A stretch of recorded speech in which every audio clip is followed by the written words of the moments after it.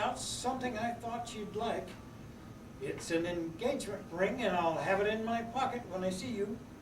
By the way, my favorite uncle, Mr. Albert Marshall, who's been knocking about South America for 4 years, is also on his way back home.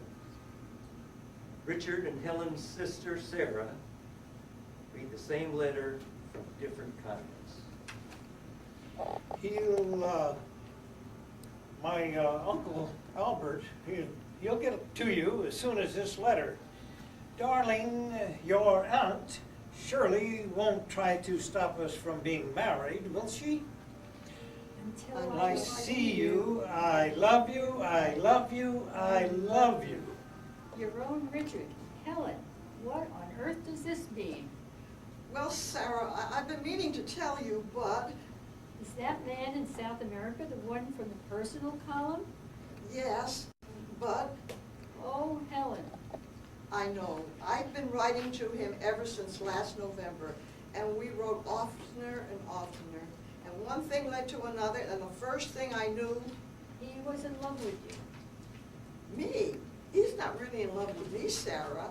I invented a girl named Betty Wilson. I was afraid to use my own name, and Betty's the one he's in love with.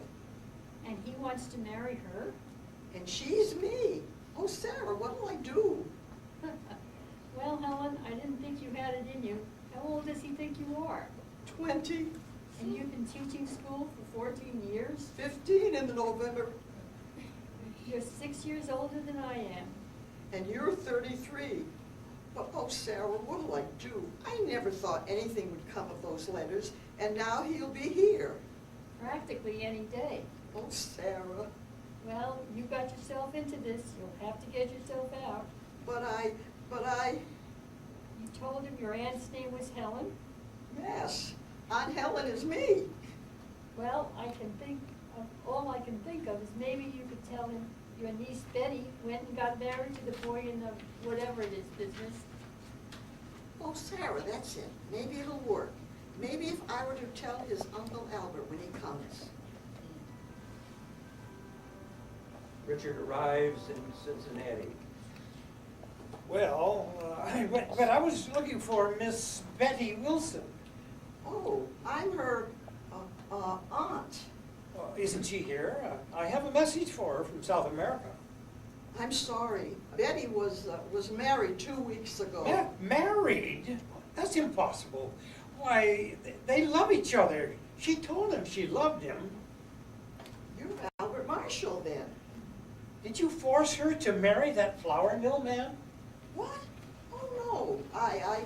Won't you come in, please? Well, Won't you sit down? yeah, oh, sure, thanks. I'm terribly sorry about Betty. Well, I mean, my nephew will be sorry, too. Is he so very much in love with her? Very, very much indeed. He wrote such lovely letters. You saw him? Yes, Mr. Marshall, can I trust you? What? Why, yes, of course, but why? Mr. Marshall, there never was any Betty Wilson. What? I wrote those letters to your nephew, Mr. Marshall. You wrote them? Mr. Marshall, you're a man of my age. You'll understand, I know. I was lonely. I felt I had to have a friend. I didn't mean any harm, but I got in so deep with Richard that I couldn't find a way out. So that's why you said Betty was married. It was the only way out I could think of, Mr. Marshall. I do wish I could help Richard some way, but I made a dreadful mess of things. Yeah. Oh, poor Richard. I'm so sorry, Mr. Marshall. If I could only help him some way. Yes, well, perhaps you could help him. I'll do anything, Mr. Marshall. Well, I'll do my best to explain it to him, but look here. I think you better have dinner with me tonight, and we'll talk it over. Time passes, and they are smitten. That was 3 months ago. We sat and talked of America and Ohio farmland, and everything in the world except Albert's nephew, Richard. And when I told Sarah about it, she complimented me. She was sure the whole thing was over, but it wasn't. Albert called me up the next week to tell me that he'd had a cable from his nephew in South America saying that he had decided to remain there, and would he please explain to me. Well, 3 months is a long time, and Albert and I got better and better acquainted. Here he comes now. Would you like to come with us? Hope I'm not too late, Helen. Why, Albert, you look wonderful. Well, I thought the hat was a little skittish for an old man, Oh, thank you, thank you. but it's all right for the occasion. It's wonderful. Where do we go? Right around the corner. There, see that window? Yeah, mm-hmm. Are you excited? A little, you? Well,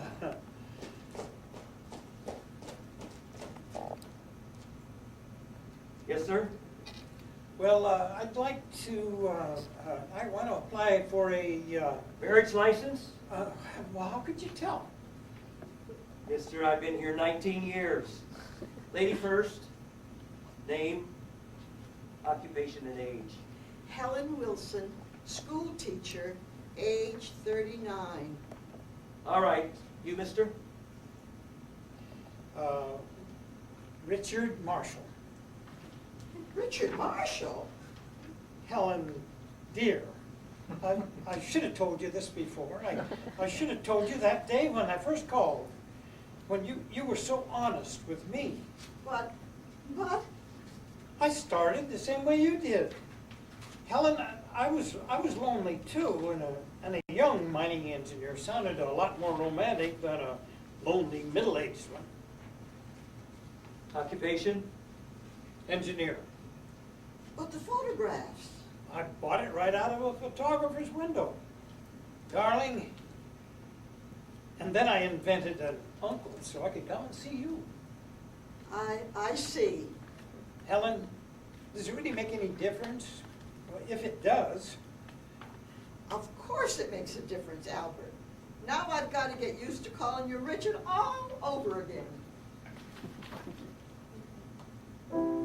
And so they lived happily ever after, even if they couldn't remember each other's names at times. These short stories come to you each Monday, Wednesday, and Friday at this time, with the compliments of Campbell's Tomato Juice. 15 minutes listening time.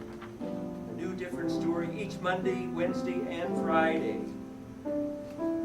This is the Columbia Broadcasting System.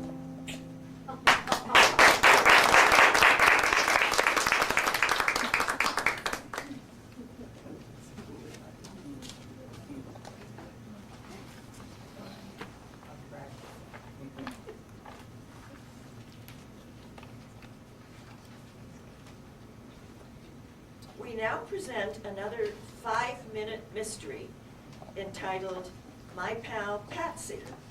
The cast includes the narrator, Lisa, Dr. Melville, who will be played by Stan. The music will be played by Evelyn. Joanna will do special effects. And the police officer, Len, will be played by Lois. And Mr. Getty, the bad guy, will be played by Ruth. Hello, and welcome again to another 5-minute mystery. See if you can solve the case before the end of the program. Our story takes place in Green's Gap, a small little town in the Southern Cavern District. Green Gap Hospital, Dr. Melville speaking. Doctor, there's been an accident out at Ingo Cavern. Accident? What kind of an accident? 2 men was exploring and they got lost last night. One's unconscious. You better come quick before he's dead. I hope you know how to get out to Ingle Cabin.